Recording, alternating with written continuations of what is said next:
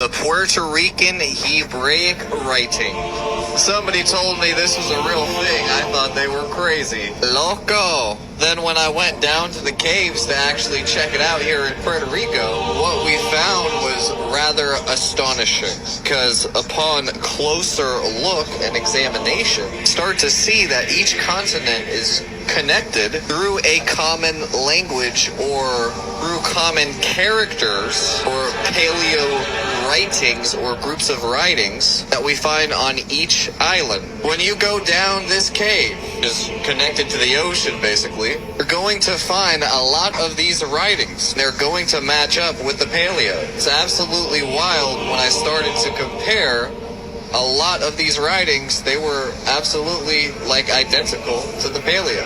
Not the modern day Hebrew, but the original Hebrew. A whole bunch of crosses, tavs, a whole bunch of shins. Even see the character hey, where a man is holding his hands up. It's a character of a man. I could see why they don't want people to actually know their own history, why they wouldn't want Puerto Ricans to know that they are Hebrews. Now remember, can a nation be built in a day, my friends? No, it cannot. Neither were you guys. Information, your history didn't start in 1492. Information has been around since basically almost the beginning of time. This place is so historic. That's the letter hey that I was talking about earlier. But there's so much here in the island or on the island of Puerto Rico. Studying the history of the islands worldwide helps to connect every continent, every tribe. The Puerto Rican Hebraic writing.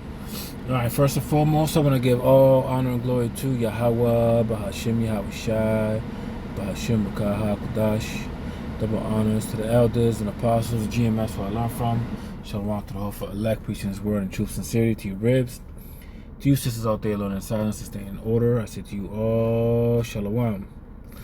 Alright, man, so, you know, I've done a couple of videos similar to this a long time ago, but when it comes across, you know, I got to bring it out just for the edification of the flock, the ones who's sincere and new to this thing, who are just learning or maybe have not seen Paleo Hebrew writings in Puerto Rico, where I'm from, in Massachusetts. There's a pretty substantial amount of Puerto Ricans here on the East Coast, or up and down. You know, I'm in the upper north, east side.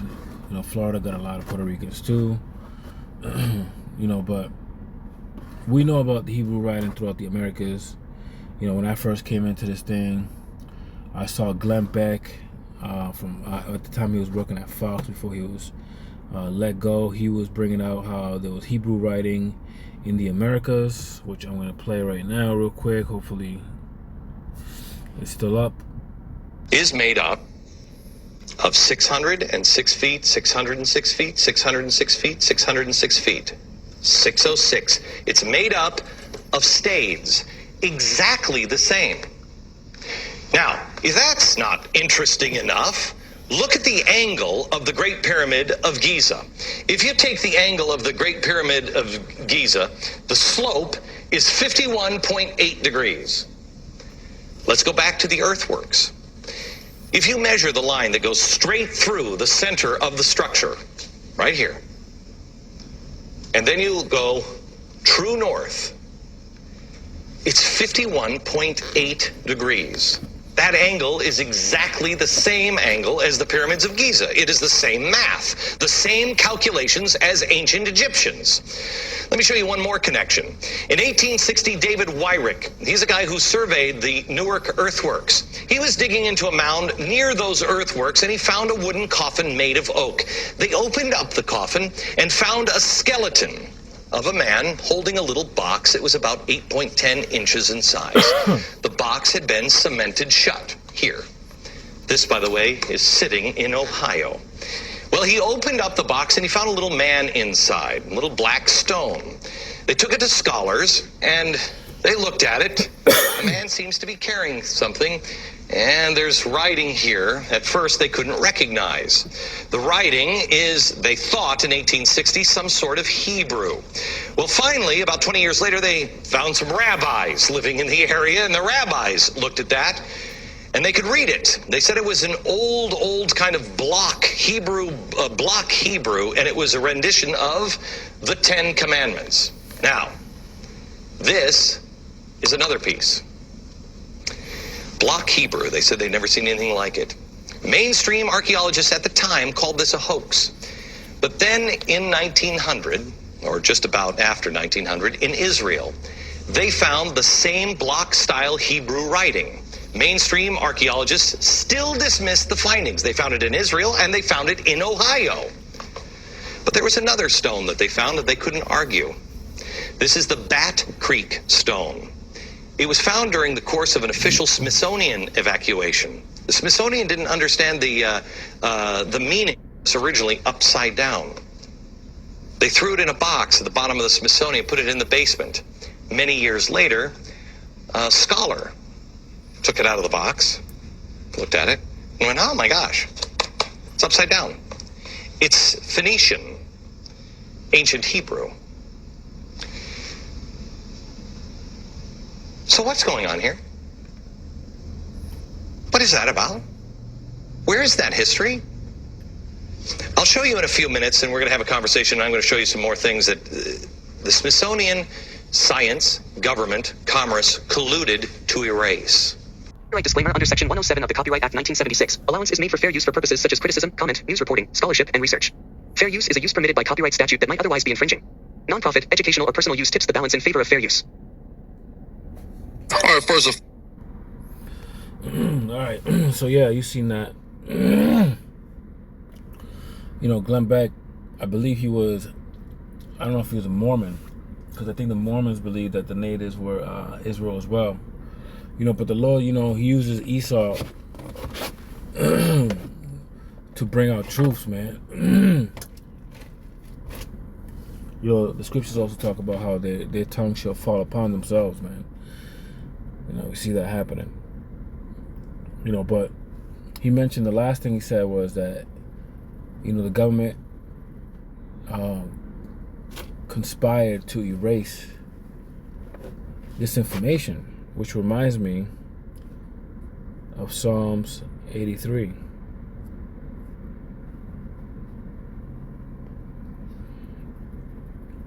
I'm going to start at verse 2. For lo, thine enemies make a tumult, and they that hate thee have lifted up the head.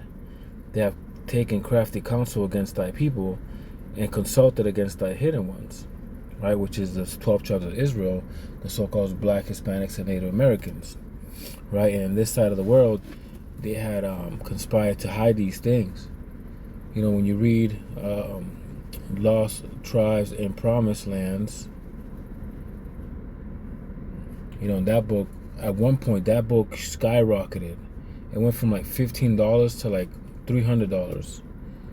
You know, which then people started seeing that, like, oh wow, you know, that's a price hike, which gave validity to the book, and then they brought the price back down. There was a point where people were taking copies of that book and then passing it around because they couldn't afford it, right? But eventually that price came down because they were making a big deal about it, and you know how it goes. Anyways, I got a copy of that book at the cheap end, after the numbers went down. But anyways, verse 3, they have taken crafty counsel against thy people, and consulted against thy hidden ones. They have said, come and let us cut them off from being a nation, that the name of Israel may be no more in remembrance. Right, so their whole goal agenda was not only when you look at Job chapter 9 and 24, where it says, the earth is given unto the hand of the wicked, he covereth the faces of the judges thereof, right? He wanted to be the people and make himself to be the people, right? But he couldn't do it if we was running around knowing who he was. So he had to make us forget those things, right? Which was also one of the curses, you know, that Yahweh Shem Yahushai put on the people, man, for us to not continue in our heritage. So he used Esau to do it, right? For verse 5, for they have consulted together with one consent. They are confederate against thee, the tabernacles of Edom, and the Ishmaelites of Moab, and the Hagarenes, Cabal, Ammon, Amalek, the Philistines with the inhabitants of Tyre. Right? So every nation on earth, if you come reading down here, they all had their hand on hiding these things.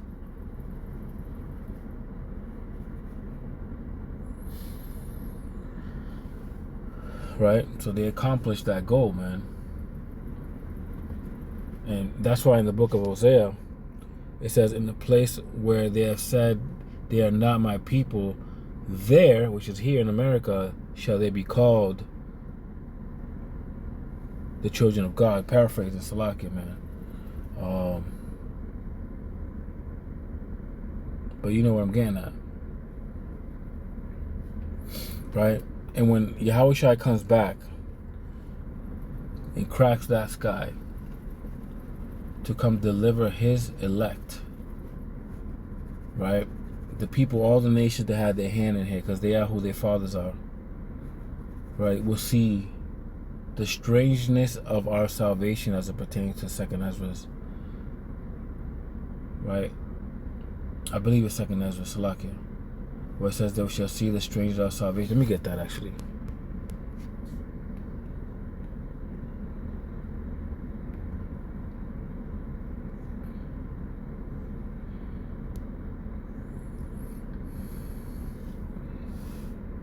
Salakia is Wisdom of Solomon 5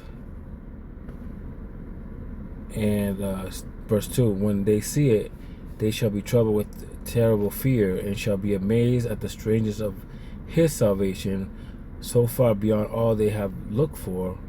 And they, repenting and groaning for anguish of spirit, shall say within themselves, this was he whom we had in derision, in a proverb of reproach, right? Because that's part of the curse as well, that we will be a reproach, will be called different names, right? Forget who we are. Now we Puerto Rican, now we Mexican, now we Native American, so-called black, so-called Jamaican, right? It says, for we fools, right? This is the nation speaking amongst themselves, are counted as life madness, right? Like it's just like the way they live in is crazy. You know, they always, shooting each other and, dancing in the streets and this, that, and the third. Nothing good, man. Right? They only want us to sing and dance as entertainment. Right? I said, we fool counted his life madness and his end to be without honor. How is he numbered among the children of God, and his lot is among the saints? Right, it's going to be a surprise to them. Verse 6, therefore have we erred from the way of the truth, and the light of righteousness has not shined upon us, and the sun of righteousness rose not upon us. There you have it, right? The scriptures say that the truth shall spring from the earth. Right, these little tokens of faith will come back to us, man, to give us a little boost, man. Little, car has Nas. That car's suited already, and you get that little bit of Nas, give you 100 horsepower. I like cars, man. That's why I give that analogy, man. But you get the point, And as I'm saying that, you hear that car be in the background, suited. You can hear that engine.